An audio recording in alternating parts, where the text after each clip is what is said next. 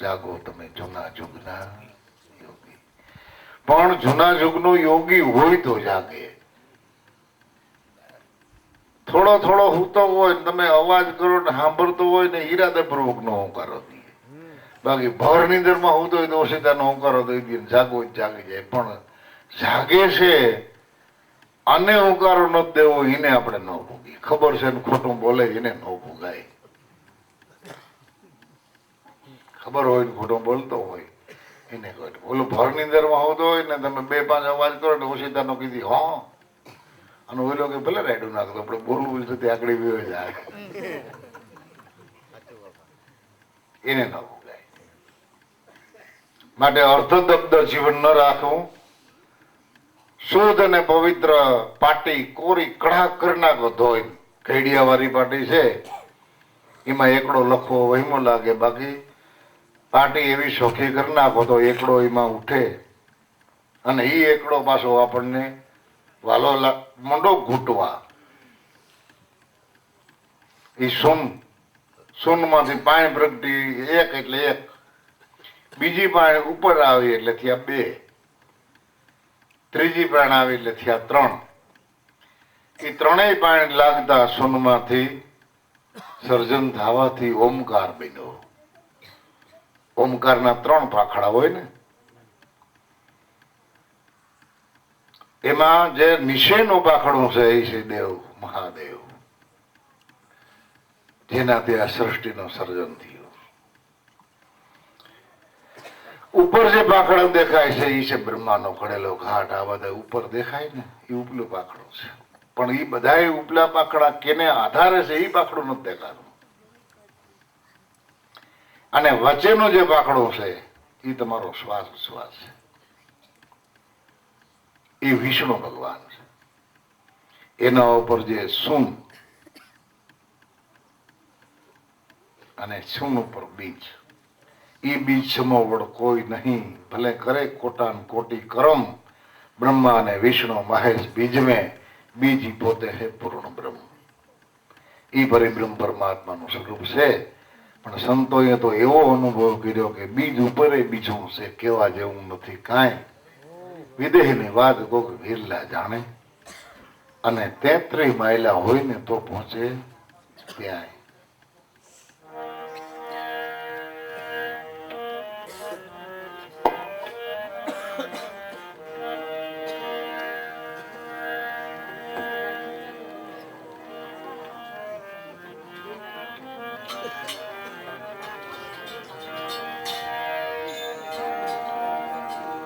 નિજ ભક્ત વિરલા જાણે ભાઈ, નિજ ભક્ત સંતો જાણે.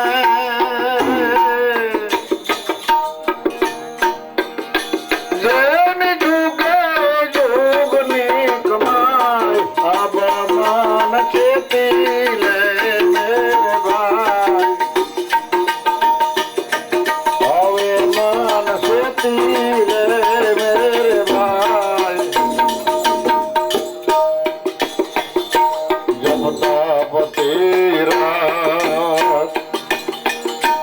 योग ने साधना करनी क्या लगी जाए भाई. जब तेरा योग ने साधना करनी क्या लगी जाए.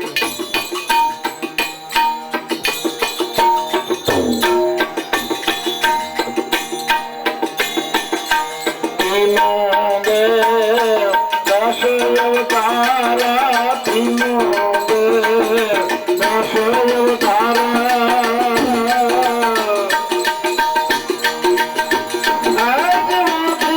जमाना पाए, अब मान से पीले मेरे भाई.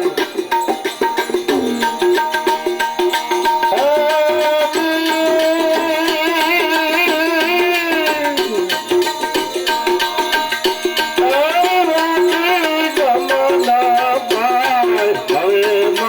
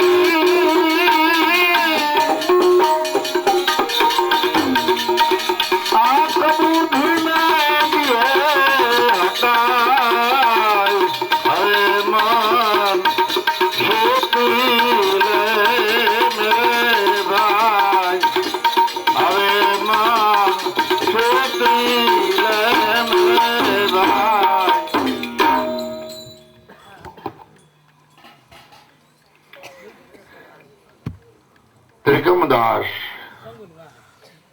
ખીમ સાહેબ સદગુરુ મળતા કેવી ભલામણ કરે છે કે ભક્તિ તો આ જગતમાં કર્મ માર્ગથી ઘણા કરી રહ્યા છે, પણ કોઈ કર્મ માર્ગમાં રોકાઈ ગયા છે, એટલે કોઈ ઘાટમાં, કોઈ આકારમાં, કોઈ ને કોઈ રીતે ગોતી રહ્યા છે, પણ નીજ ભક્તિ, નીજ ઈ શબ્દ આત્મા સિવાય બીજાને કોઈને લાગતો નથી. નિજ એટલે આત્મા. નિજ ભક્તિ કોક વિરલા જાણે, જેની હોય જુગો જુગની કમાય અબમન જે દિલે મેરે ભાઈ. આપણે જેને નજરે જોયા, હરિરામ બાબા, ત્રમક બાબા, લાભુ દાદા, ભલા બાબા, દેવારામ બાબા, અને એની પહેલા આપણે જોયેલા નથી જલા બાપા, ભજા બાપા, રવિ સાહેબ, ખીમ સાહેબ, ત્રિકમ સાહેબ, ગંગા સતી, પાનભાઈ, એની તો કેટલાય અવતારોની કમાઈ, જુગો જુગની કમાઈ. એટલે એ ભક્તિને, નિજ ભક્તિ એટલે આત્મા ભક્તિને જાણતા હતા અને બીજાને પણ ભલામણ કરતા કે તમે નિજ ભક્તિ સમજ્યા વિના પાર નહીં પહોંચો. કોઈ કર્મ માર્ગથી એ પદને પામી શકાય એવું આ જગતમાં કોઈ કર્મ નથી. કારણ કે કર્મથી બીજા કર્મને જન્મ મળે, પણ કર્મથી કર્મનો નાશ નથી થતો. અને મહાપુરુષોની ગતિ, મારા મહાપુરુષોની સમજણ એવી છે કે તમારા બધા કરેલા કર્મ નાશ પામી જાય, બધા કર્મના બંધનમાંથી તમે મુક્ત થઈ જાઓ, એ નિજ ભક્તિ. તો સંચિત, ક્રિયમાન અને પ્રાલબ્ધ, સંચિત, પ્રાલબ્ધ અને ક્રિયમાન ત્રણ પ્રકારના કર્મ આ જગતમાં જાહેર છે. એમાં સંચિત કર્મનો નાશ થાય, પ્રાલબ્ધ ભોગવે છૂટકો. પ્રાલબ્ધ કર્મનો જો નાશ થતો હોય તો સદગુરુ મળતા, સત્ય સ્વરૂપને ઓળખતા પ્રાલબ્ધ કર્મ જો બળીને ભસ્મ થઈ જતો હોય તો ત્યાં ઈ જ્ઞાની પુરુષની જિંદગી જ પૂરી થઈ ગઈ. તો આ જગતમાં, આજની તારીખમાં કોઈ જ્ઞાની આ જગતમાં ન હોય. કારણ કે પ્રાલબ્ધ કર્મ નાશ પામે એટલે જીવન જ નાશ પામે. પ્રાલબ્ધ કર્મથી જ આપણું આ જીવન ટકી રહ્યું છે.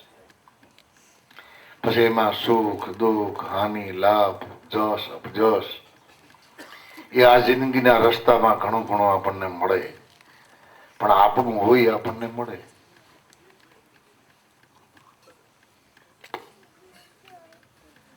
એટલે નિજ ભગતે કોક વિરલા જાણે, જેને જુગો જોગની હોય કમાય. હે મન હવે શેતી લે, વિચાર કરતા કરતા રહી જાય છે અને વિચારમાં અટવાઈ જાય છે.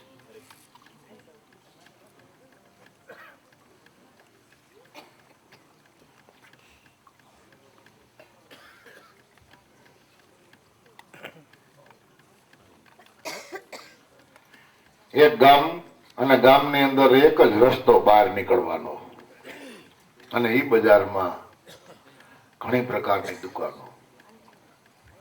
એમાં એક વાણિયાની દુકાન બજારમાં.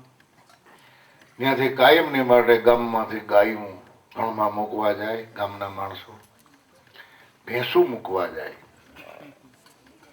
એમાં એક ભેંસ એવી રૂપારી અને એવા એના ગોળ શિંગડા, કાયમ ઓલો વાણિયાનો ભાવો જોવે કે કદાચ ઠેકડો માર્યો હોય તો આ શિંગડા હહરવા હોપટ નીકળી જાય કે કેમ. કેવા રૂપારા શિંગડા નીકળાઈ જાય. એવો 2 વર્ષ સુધી વિચાર કર્યો. એક દી કોઈ બજારમાં નહીં, અને કે આજ તો આપણે પાકું કરવું. એમાં માર્યો ઠેકડો દુકાનમાંથી હેઠો ઉતરીને ભેંના હિંગડામાં, અડધો ઓલી બાજુ ને અડધો આયલો આ બાજુ, અને ભેં ફડકીને ભાગીથી ઝાપે ગઈ ગામ બાઈને. ગામમાંથી જે બારોબાર માણસો ઉભા, એ આપણા હેઠ હલવાણા, કાઢો કાઢો કાઢો. ખેહીને બહાર કાઢ્યો, અડધો પડધો સોલાઈ ગયો. અરે કોઈ અણહમજુ માણસ હોય તો કોઈ વાંધો નહીં, પણ સીતારામ બાબુ તમે, અરે તમે તો મોટા ભણેલા ગણેલા હેઠ વળી વાણિયા, અને તમે કઈ વિચારે ન કર્યો અને આમ ઠેકડો માર્યો. કે વિચાર તો 2 વર્ષથી હાલતો હતો, હમણાં નો નતો, પણ એને આજ અમલમાં મૂક્યો તો હલવાઈ. એમ ઘણા ભેના હિંગડામાં અટવાઈ ગયેલા છે. એમાં સંસાર સાગર એવો છે કે જેમાંથી બસવો છે એનો કોઈ દી અખતરો ન કરવો.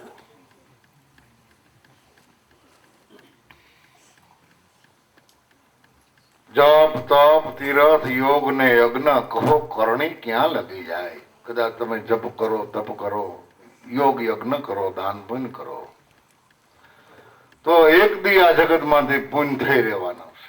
જેથી પુણ્ય થઈ રહ્યું ત્યારે પાછું આ કર્મભૂમિમાં તમારે આવવું પડે. મૃત્યુલોક એ કર્મભૂમિ છે. કર્મમાંથી નીકળી ગયા તો આનો આ મૃત્યુલોક દેવભૂમિ છે. ઈનો એ મૃત્યુલોક કર્મમાંથી તમે મુક્ત થયા, દેવભૂમિને પામ્યા, એટલે તરત જ તમે અમર ભૂમિને પામી જાઓ. અમર પદ મળવું હોય તો આ મૃત્યુલોકમાં જ મળે છે, બીજે કાંઈ નહીં. ગમે ત્યાં ગોતવા જાવ તો ન મળે.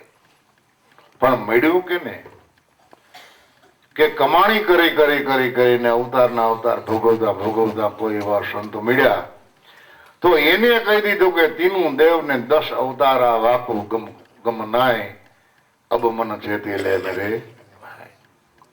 તો ઘણા માણસો એવો પણ અર્થ કરે કે આપણને જે નામ નિશાન મળ્યું છે